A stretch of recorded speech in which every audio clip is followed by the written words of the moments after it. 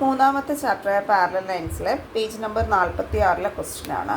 Question ഇതായിരുന്നു: prove that in any trapezium the diagonals cut each other in the same ratio. ഈ question ചെയ്യുന്നതിന് മുന്നേ നമുക്ക് ഈ ഒരു റിസൾട്ട് അറിയണം. ഈ റിസൾട്ടിൽ പറയുന്നത് മൂന്നോ അതിൽ കൂടുതലോ പാരലൽ ലൈൻ, മൂന്നെണ്ണം വേണമെന്നില്ല, 2 പാരലൽ ലൈൻ എടുത്താലും മതി. ഈ പാരലൽ ലൈനെ 2 ട്രാൻസ്വേഴ്സിൽ കട്ട് ചെയ്യുകയാണെങ്കിൽ ഈ ഡിസ്റ്റൻസ് അതുപോലെ ഈ ഡിസ്റ്റൻസ് അത് എയും ഇത് ബിയും ആയിട്ട് കൊടുത്തു. A:B എന്ന് പറയുന്നത് അതിൻ്റെ റേഷ്യോസ് ഈക്വൽസ് ഇവിടുത്തെ ഡിസ്റ്റൻസിൻ്റെ റേഷ്യോയ്ക്ക് ഈക്വൽ ആയിരിക്കും. ഒരു സിമ്പിൾ റിസൾട്ടാണ്. നമുക്ക് ഇവിടെ ക്വസ്റ്റ്യനിലേക്ക് വരാം.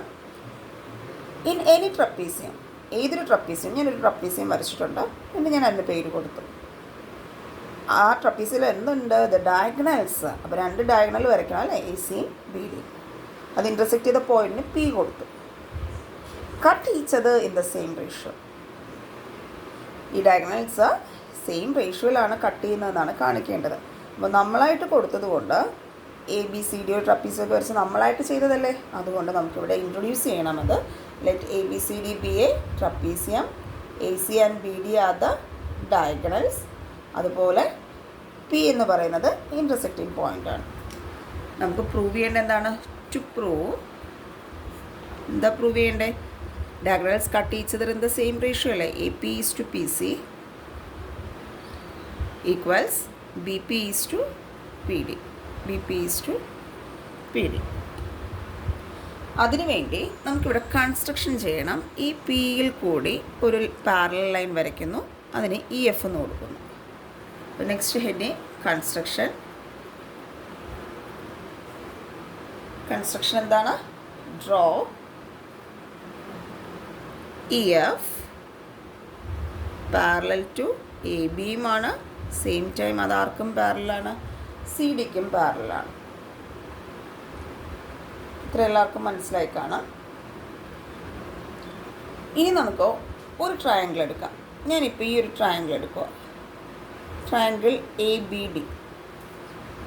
ഇൻ ട്രയാങ്കിൾ ABD ആരൊക്കെയാണ് പാരലൽ? ABD നോക്കിയിട്ട് EPയും ABയും പാരലല്ല. EP ഈ ലൈനിൻ്റെ ഒരു പാർട്ടാണല്ലോ, ഒരു ഭാഗമാണ്. EP parallel AB.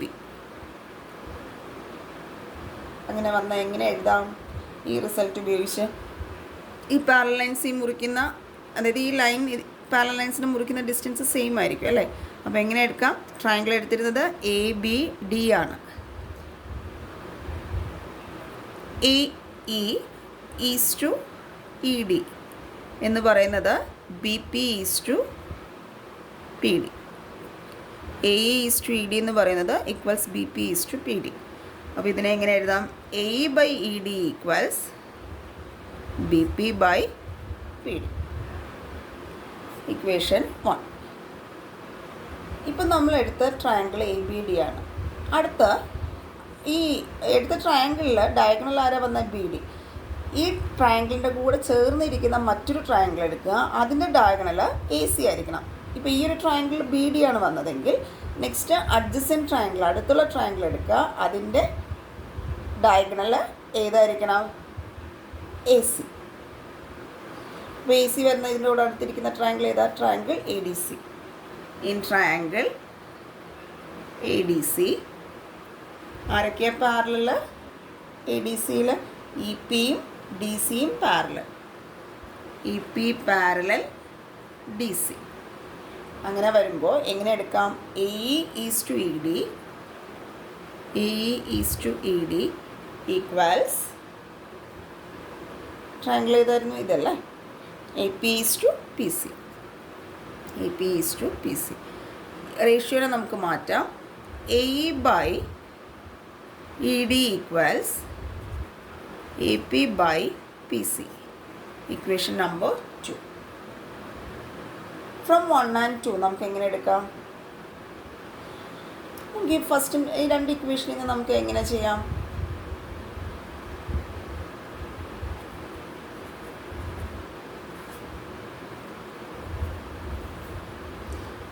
എന്തെങ്കിലും ഒരുപോലെ വരുന്നുണ്ടോ? ഇവിടെ കണ്ടോ, ഈ സൈഡും ഒരുപോലെയാണ് അല്ലേ. അപ്പോൾ എങ്ങനെ എഴുതാം? B P by P D equals B P by P D ആരും ഈക്വലാണ് A P by P C. ഇവിടെ നോക്കിയാൽ അതുപോലെ കിട്ടിയിട്ടില്ലേ? റേഷ്യോ ആണെന്നേ ഉള്ളൂ. B P by P D equals A P by P C. വേറെ റേഷ്യോയിൽ എഴുതാം. B P is to P D equals A P is to P C. നമ്മുടെ ആൻസറായി. അവസാനം എഴുതുക therefore in any trapezium the diagonals cut each other in the same ratio. Next mid section എന്നുള്ളൊരു ഭാഗമാണ്. ഏറ്റവും ഇമ്പോർട്ടൻ്റ് ആണ്. മിഡ് സെക്ഷനിൽ പറയുന്നത് ഒരു ട്രയാങ്കിൾ,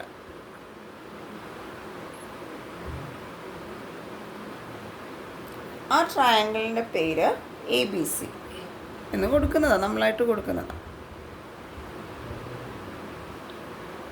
എ ബി എന്ന സൈഡിൻ്റെ മിഡ് പോയിൻ്റ് ഞാൻ ഇ ആയിട്ട് കൊടുക്കുന്നു. എ സി എന്ന് പറയുന്ന സൈഡിൻ്റെ മിഡ് പോയിൻ്റ് എഫ് ആയിട്ട് കൊടുക്കുന്നു. ഈ എഫ് ഞാൻ ജോയിൻ ചെയ്യുന്നു. എഫ് ജോയിൻ ചെയ്യുമ്പോൾ ഈ എഫ് തേർഡ് സൈഡിൻ്റെ ട്രയാങ്കിളിൽ രണ്ട് സൈഡിൽ നമ്മൾ മിഡ് പോയിൻ്റ് മാർക്ക് ചെയ്തിട്ടുണ്ട് അല്ലേ. ഈ ഇ എഫ് ജോയിൻ ചെയ്യുമ്പോൾ ഈ എഫ് മിഡ് പോയിൻ്റ് ആണ്. ഇത് ജോയിൻ ചെയ്യുന്നത് പാരലൽ ടു ദ തേർഡ് സൈഡുമായിരിക്കണം. അതുപോലെ this E F must be half of this B C. അതായത് E F parallel B C ആയിരിക്കണം. അതുപോലെ ഇ എഫ് എന്ന് പറയുന്നത് ഹാഫ് ഓഫ് ബി സി ആയിരിക്കണം. ഇതാണ് മിഡ് സെക്ഷൻ പറയുന്നത്. മിഡ് സെക്ഷൻ്റെ സ്റ്റേറ്റ്മെൻറ്റ് ടെക്സ്റ്റ് ബുക്കിൽ തന്നിരിക്കുന്നത് ഇങ്ങനെയാണ്. In any triangle the line joining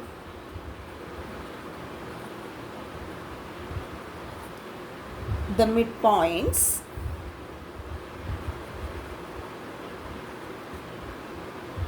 of two sides is parallel to the third side and is half its length. ഈ പറഞ്ഞ കാര്യമാണ് ഇത്രയും എക്സ്പ്ലെയിൻ ചെയ്തേക്കുന്നത്.